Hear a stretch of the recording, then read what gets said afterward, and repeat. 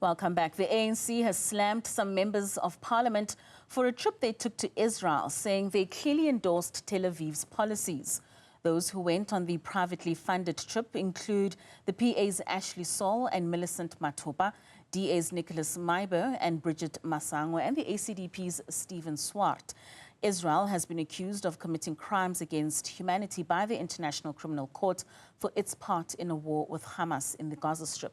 Political analyst Dr. Ntsikelelo Breakfast joins us for more. Doc, thank you so much for your time this evening. Now, the GNU is made up of a melting pot of ideologies. Is it surprising that instances such as this visit from the MPs may occur? Of course not. I think we must bear in mind that one-party dominance is a thing of the past, and that the hegemony of the ANC of late has been dealt with a blow in a big way. So I don't think that it is fair and square for one political party to frame a discourse on matters of foreign policy by itself without getting a buy-in of other political parties that it is in partnership with.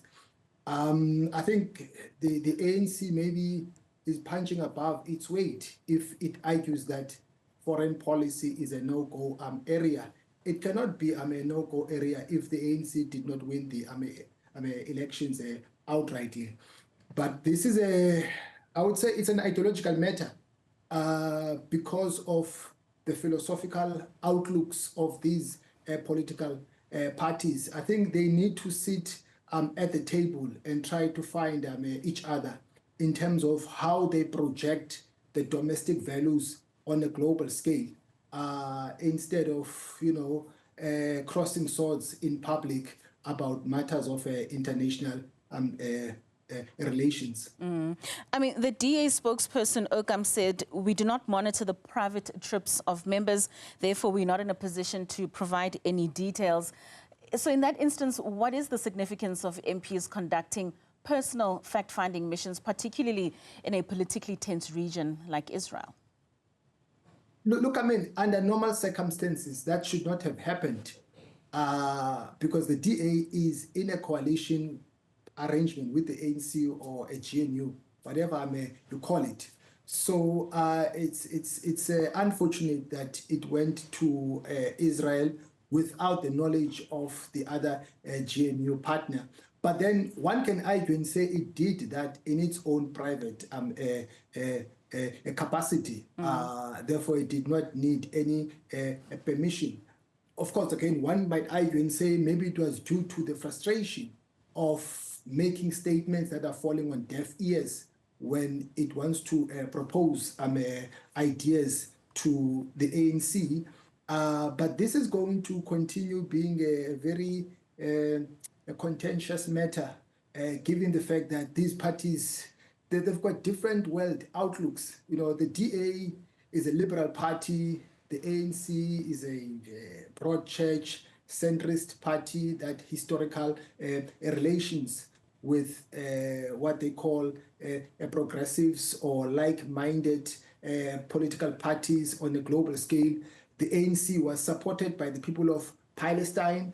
It was supported by China, Russia, and other progressive countries. Therefore, it pledges solidarity or allegiance to those countries. No wonder it supports the struggle of the people of Palestine. But on the other hand, you have the DA that looks up to the US, to other European countries.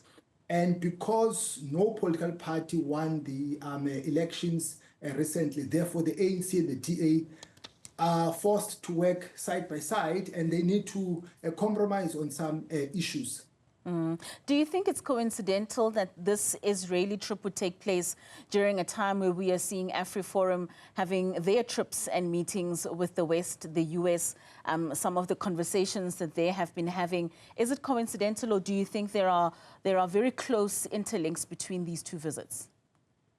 I don't think that it happened by accident. By contrast, I think it happened by a design. But also, I mean, the DA has been doing a lot of things that are questionable. For instance, before the general elections, they said that, I don't know, the European countries or America must deploy electoral observers because the ANC was going to rig the elections. So it has always looked up to Western countries, and really this is a very complicated relationship that it has now with the ANC that wants to consolidate the relations amongst the global South countries. So they really need to be matured and open up about how to craft a foreign policy. I think there's a need for a rethinking of the foreign policy posture of the country. So with that said then, Doc, there wouldn't necessarily be then any potential political ramifications for those MPs that were involved in this fact-finding mission, especially given the ANC's condemnation? No, I mean, of course not. I mean, you can't institute a disciplinary process against them. I mean, there won't be any basis to do that because those members of parliament, they belong to their own political parties. So I think it will be off the mark to do that. But I think it's quite unfortunate that these political parties who belong to the same government tend to cross swords in public because it doesn't paint a good picture about the GNU or the coalition arrangement that they have. They need to speak with the same voice, especially on matters of foreign policy, so that they convey the same message on a global scale. So we know that this weekend the D and the ANC have been in discussions, and between the two of them we hear certain statements coming out. I mean, a possible reconfiguration of the GNU, constructive and robust discussions, further processes to be developed. Reading between the lines, what do you make of these engagements? From my standpoint, I think it's quite clear which way the wind is blowing, that these political parties are going to kiss and make up.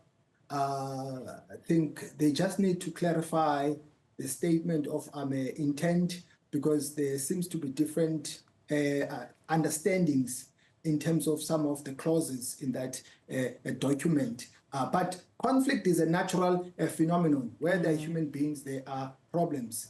It's normal in any coalition setup that there will be ups and downs, moments of madness, but the key thing is to make sure that there is a conflict resolution, a mechanism to address, controversial issues. But there's nothing peculiar about not speaking the same language from time to time. There is no coalition arrangement on a global scale which is perfect. Even the ones in Europe, they have moments of madness. Of course. So do you think this push and pull, this conflict that you make mention of, will eventually strengthen the GNU?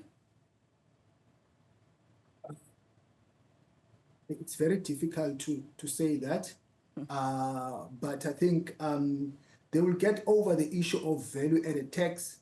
I think they're going to find a way out, especially with the influence of the market forces, because the GNU, in my opinion, we must remember, it was never a brainchild of the ANC, nor was it a brainchild of the DA. It was the brainchild of the market forces. The DA came up with a moonshot pact, a multi-party charter, did not want to work with the ANC. In the same way, the ANC never wanted to work with the DA.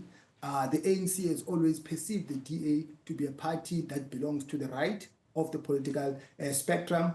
But because of the political environment as it stands, it is very much fragmented and forces these political parties, therefore, to work side by side. Because even if you can hold elections tomorrow, I can bet my bottom dollar the results will be the same. So it looks like coalition arrangements are the future. Most certainly. Dr. Breakfast, it's always a pleasure having your assessment. Thank you so much for joining us this evening. That's Dr. Ntsikelelo Breakfast.